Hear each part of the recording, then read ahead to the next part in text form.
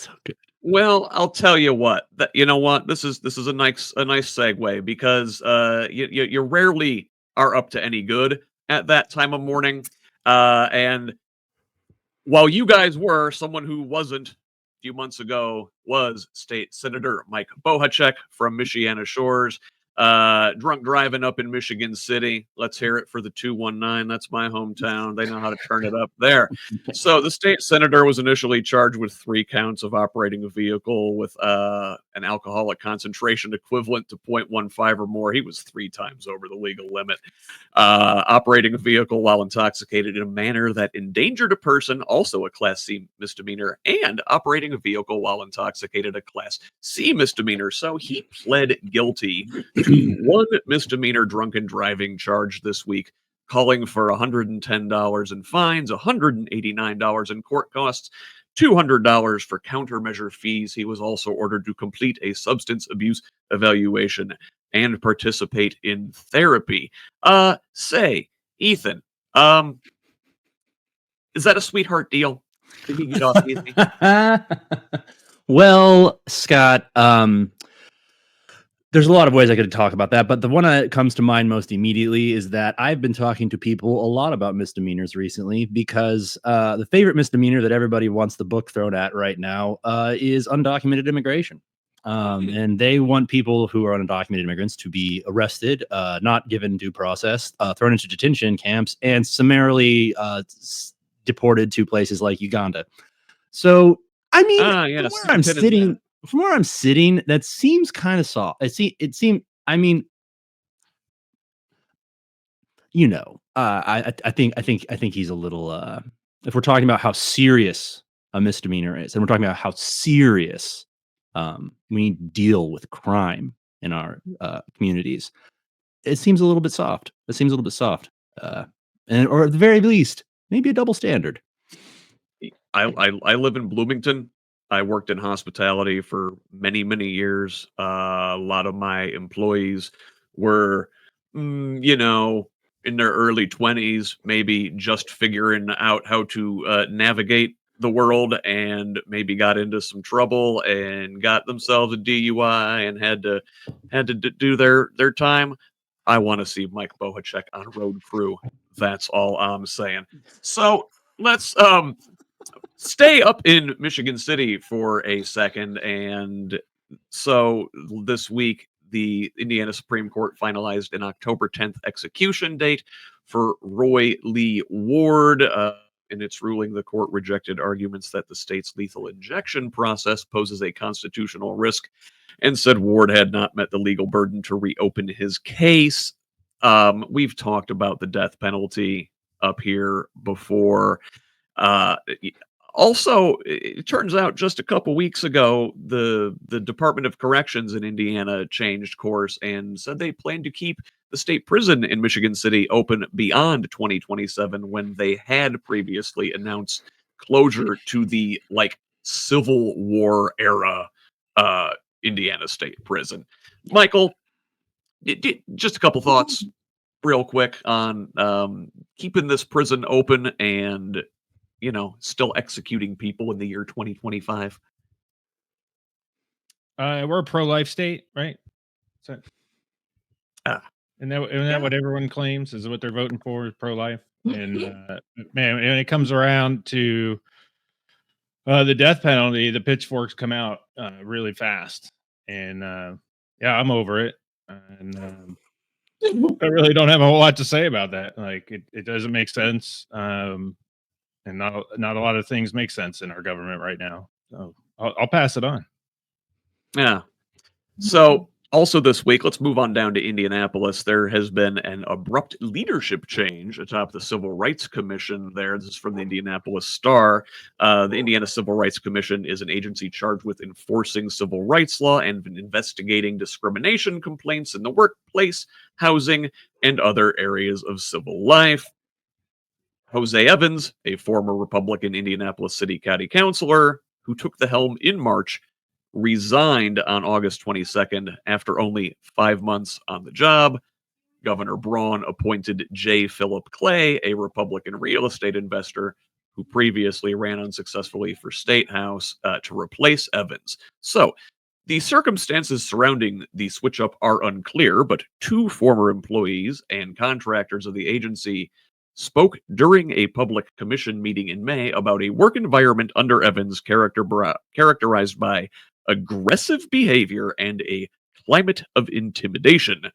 Both told the commission board that the state's Human Rights Resources Department was aware of multiple complaints. Renee, any comments? I mean, where do you begin with this stuff? Like, sorry, laughing. Like, we were talking a few minutes ago. This used to be hours that I went to church. And we're talking about people stripping humanity away, right? By hours I went to church, I mean 10:30 to 12, right?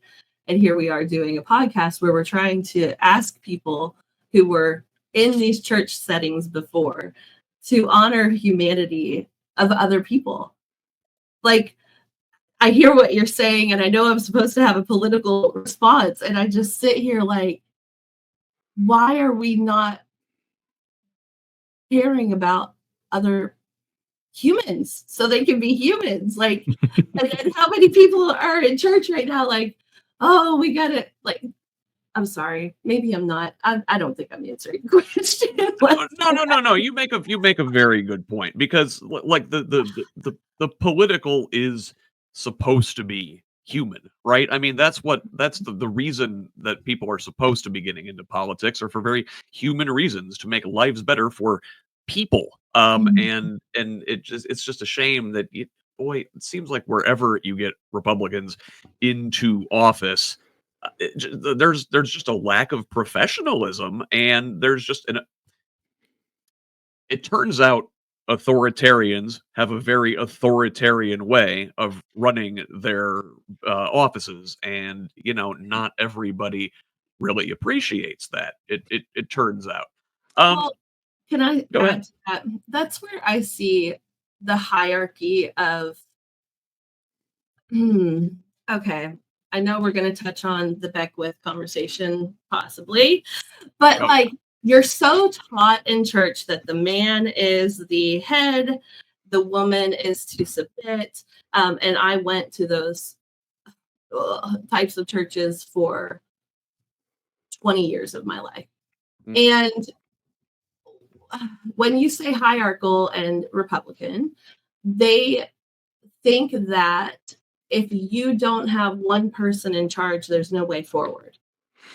And quite frankly, having multiple people adding to the conversation and making sure that you're seeing, like, if they were really functioning the way the Bible was saying, sorry, I don't mean to bring Bible into this, but I am. So there was this documentary we watched once, and they were talking about how young Jewish children are taught in school to see things through a jewel. Like, if you hold up a jewel to the sun or light and it casts things, you will see a million different outcomes, correct? Mm-hmm.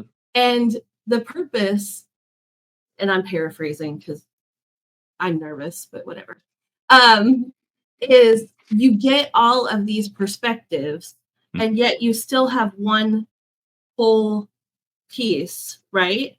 And if we were doing any type of leadership that way, it's why we have in our local Pride group, we have 5 cardinal leaders. I am not the leader. We have 5 people, and we highlight each of their strengths, and we work together as a structure to get something done, to protect our group or whatever. So if your perspective is that one person has to be in charge and have the vision, and you're doing it all hierarchical style, obviously that's going to bleed from church into politics, because that's the area that we live in. It really is, I think, a fundamental difference, I think, between the left and the right that you get at, is the it's empathy. Like, being able to see things from all these other different points of view is empathy. And right now you have this trend on the Christian right to talk of empathy as toxic. It's As a it's sin. really weird and it's really gross. And the only right wing response to anything, it seems like, force and punishment. Speaking of, so still in Indianapolis, city leaders on the wasn't the city county council, it was the Public Safety and Criminal Justice Committee, voted down a proposal at a Wednesday meeting about curfew violation fines for parents.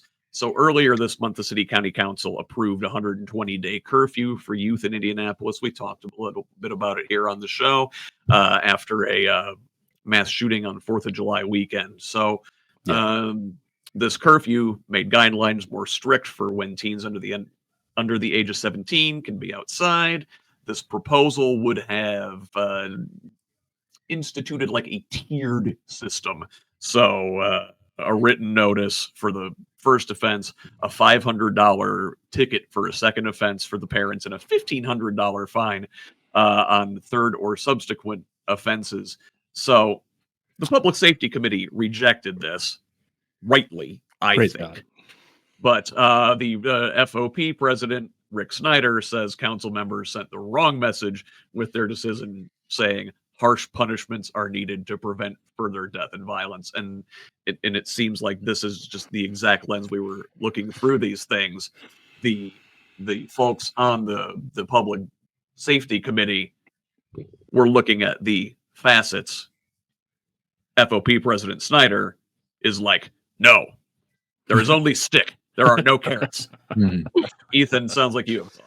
Well, if only we had actual examples of real problems like violence and youth violence in heavy urban environments being constructively addressed. If only we had examples of that, like, I don't know, Mayor Brandon Scott in Baltimore. If only he had done anything that could show that crimes and rates in his city were at 50-year lows because of things like treating violence like a public health problem, collaboration with residents to like open community centers later, have more programs in the evenings, create collaborative, creative environments where people can be, where they can be with people in their community, where they can be with adults who are pouring into them and are invested, where there is money coming from the city to fund these programs. And I don't know, if only there was an example of something like that, I don't know, like, Indianapolis could look at and be like, maybe we could do something like that here, since we are also a large urban city with, right now dealing with like a violence problem, and particularly seeing it affect the youth. If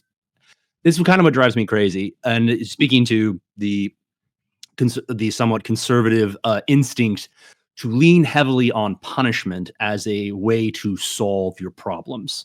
The idea that like foolishness dwells in the heart of a child, but the rod of correction will drive it far from him is a much quoted proverb, right? Yeah, I'm sorry, Renee. I should have thrown a trigger warning in front of that. I didn't know we were doing Dobson on this show today. That's not on the show notes. We didn't send him off properly last week.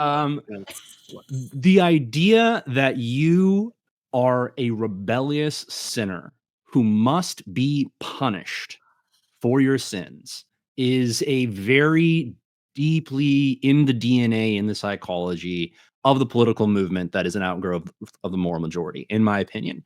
But obviously it predates the moral majority. You have the war on drugs. You have all of these really hardline conservative approaches to crime and to public illness that are punitive and believe that once it hurts bad enough, people will stop, as opposed to it being like, these are already people who are dealing with neglect, who are dealing with pain.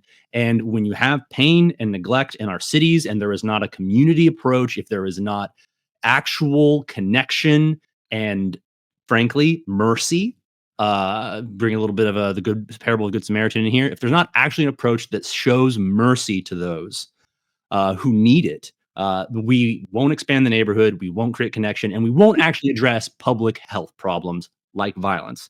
It's not a punishment problem. It is a public health problem. Yeah, 100%. And boy, this is going to keep coming up, I think, again and again this week. And speaking of, facets and looking at things through certain lenses, I'm glad you brought that up, and I'm glad that we have that metaphor, because I think we're gonna use it throughout the episode today. Hey, speaking of things regarding the moral majority and things they hate, a bit of good news this week out of a little town called Loogootee down in Martin County. So, a United States Loogootee. District Court has ruled that the city of Loogootie's decision to block a pride festival at the town's public square was unconstitutional, according to court documents. The ACLU filed a lawsuit on behalf of Pride Fest sponsors against the city of Loogootee in the summer of last year. The court also ordered that the city shall allow the Pride Fest to take place this September, here just in a couple weeks. Michael, good news, eh? Yeah, it seems like it. I hope things go well. I have oddly like friends that pop up from Loogootee.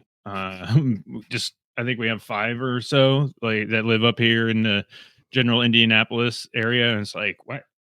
How do I meet these same people from the same town? But they don't know each other. I know Lagootee's not that big, but anyway, I'm happy to see this. I hope I can make it. Do you know which day of September? Does anyone know? I wanted to say the September 6th. 7th. Okay. It's September 6th from 10 a.m. to 7 p.m. Okay, so that's next weekend. So, hey, if you're in that's vaguely southwest Indiana there, it's not too terribly far from here. So if you're the Bloomington area, it's a fun little drive, scenic trip down to Loogootee. Very Celebrate Pride with the folks down there in that little town. Nice victory for them. Hey, also exciting things going on up in northern Indiana. So this week there was an open house at Slate Auto. They're opening this factory in Warsaw, and it's in an old printing factory. But once it's up and going in full, there's going to be more than 2,000 jobs here, along with about $400 million in investment. So Slate is a startup EV company, got some backing from Jeff Bezos in there. But their whole model is like electric on a budget. A lot of interchangeable parts, sort of a DIY idea. Their base electric truck is supposed to start like under $25,000. Kind of neat. So yeah, this new EV only requires about 600 parts compared to the thousands of parts for a typical truck. I believe this is supposed to be fully up by the end of like 2026, and they're supposed to start delivering vehicles in 2027. Renee, did you see this? Are you excited? Would you drive one?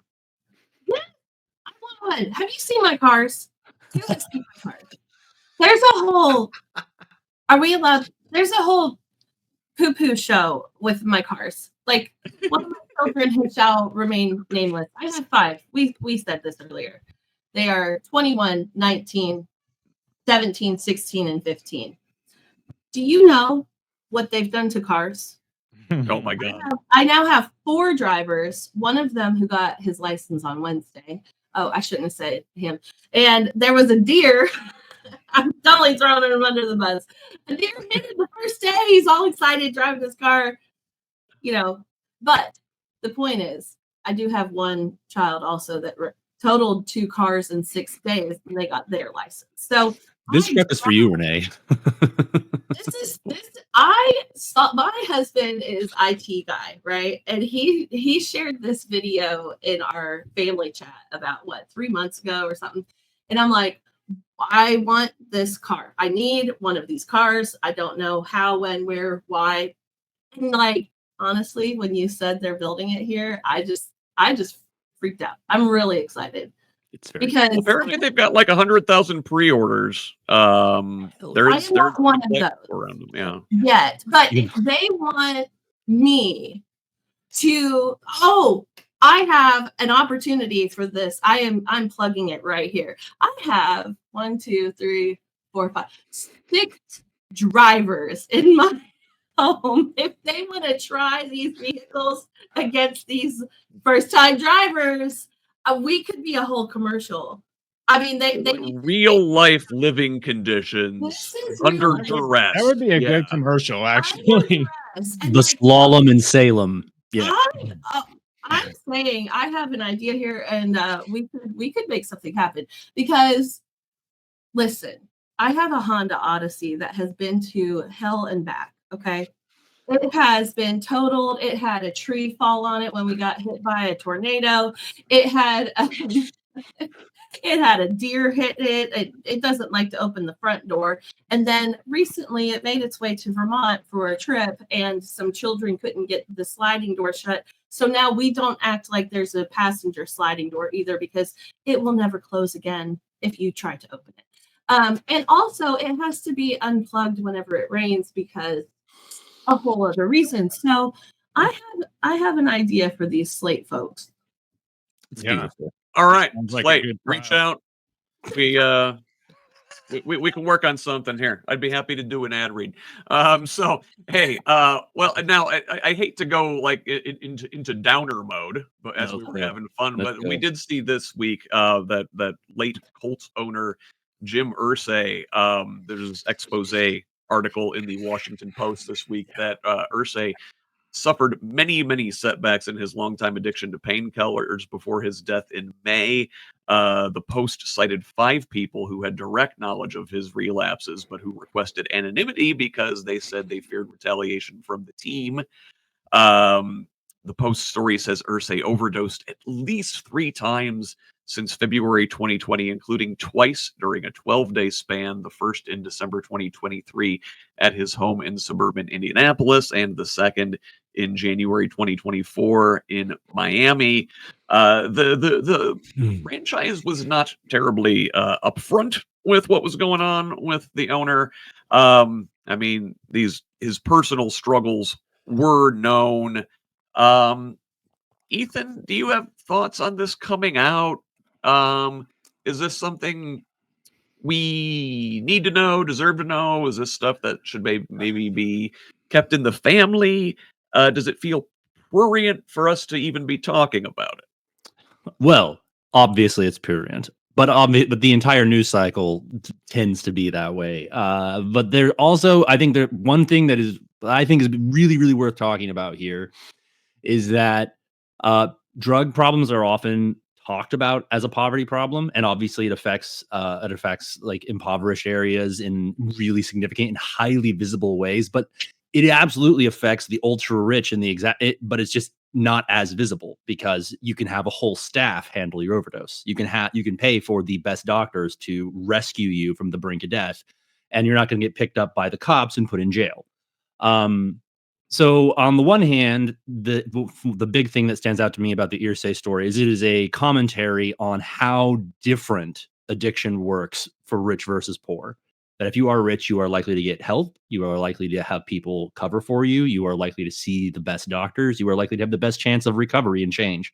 All that is not enough to beat addiction. The idea that like, oh, well, if you weren't so poor and lazy, you could beat addiction. Like, obviously that's not true. And the other part of that is that we have to talk about the fact that Americans and people around the world, but Americans are in pain, and we do not have good solutions, and we do not have good programs to support them through getting treatment for pain and then coming off of treatment for pain and having long-term support to help people on their journey with pain. And it's been that way ever since Harry Anslinger stepped up and started the war on drugs. It's a pet topic of mine. It is a war on drugs. It is a war on our neighbors. It is a war on pain, not to help people in pain, but to punish them for it. And it's been that way. It is still that way. And you see it play out. I wish Byron Holland were here. You'll have to get him on. He could go on and on about this. I know this is his home turf. But if we do not treat people who are in pain like they need help instead of like they need punishment, we are going to continue to get the results we get from poor to rich. And that's what I see in the Irsay story. Yeah. Can I add? Yeah, what's up, Renee? Okay. My real dad has struggled with addiction throughout his life, and there was a point where he had gone to prison and got out and had cancer. And but he also had almost no money. He had remarried, and I have 5 half siblings who are half black, half white. And they're amazing. And it was better for him to sell his cancer drugs. I'm not saying anything that isn't known, so I'm going to say this. To sell his cancer drugs and buy something else off the streets to numb his own pain so that he could afford to live with his and raise my 5 siblings. And this wasn't that long ago. And when you said Byron, I was like, yes, Byron. I live in Washington County in Salem.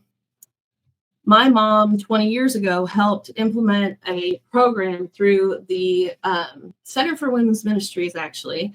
And it was a program with, I believe it was Judge Newkirk and a couple churches that would send addicts who got arrested. They had 3 opportunities to go to a rehab place instead of going to jail, right? And they implemented this program. It was in the early 2000s. And I was really proud of her for that. And it's still currently implemented. My husband and I moved to Vermont, and we moved back in 2018. And I took a leadership program when we came back, Awareness Washington County. And during this program, Dustin Houchin, Aaron's husband, is our county judge, and he was prosecutor for a while. And he came as one of the speakers to the leadership program for the afternoon. And he said, basically, we want to get rid of this program. It's not helping, not the leadership program, the drug rehab, 3 times getting help, right? And he's basically like, we need to get rid of this. They need to go to jail. This isn't helping. And I remember sitting there like, what is being said right now?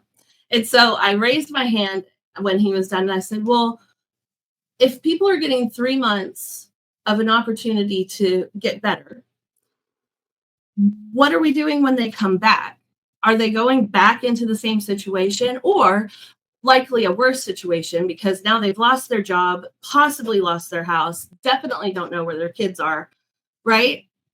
And are we helping them reacclimate to society, or are we just saying, you've goobarred and we're going to go lock you away, right? And now we're back to humanity. What are we doing for people, right?